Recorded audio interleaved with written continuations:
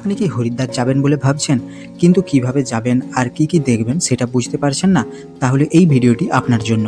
তো হরিদ্বার আসার জন্য হাওড়া থেকে ডাইরেক্ট ট্রেন ধরুন, 625 থেকে 665 টাকার মধ্যে আসতে পারেন।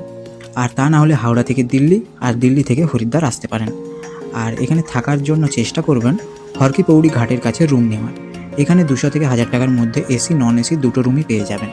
তো এখান থেকে অটো রিজার্ভ করুন, আর 100 থেকে 120 টাকার মধ্যে ঘুরে দেখে নিন হরিদ্বারের সাইট সিনগুলো।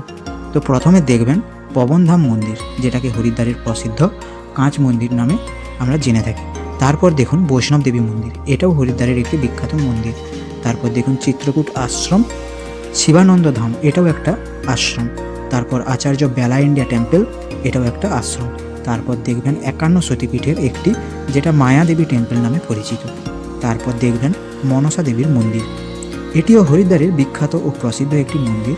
তবে এখানের মন্দির দর্শন করার জন্য আপনাদের হয় সিঁড়ি পায়ে হেঁটে আসতে হবে, যার সময় লাগবে 45 মিনিট থেকে 1 ঘন্টা, আর তা না হলে রোপওয়ে আসতে হবে 100 টাকা দিয়ে। তো এইগুলো দেখা হয়ে গেলে সন্ধ্যের সময় হর কি পৌড়ি ঘাটের সন্ধ্যা আরতি অবশ্যই দেখবেন। সন্ধ্যে 6টা থেকে 7টার মধ্যে এই আরতি হয়। আর এই হলো একদিনের হরিদ্বার ঘোরার লিস্ট। আর খাওয়া দাওয়ার জন্য হর কি পৌড়ি ঘাটের কাছে বহু হোটেল পেয়ে যাবেন, তো এখান থেকে আপনারা খেয়ে নেবেন।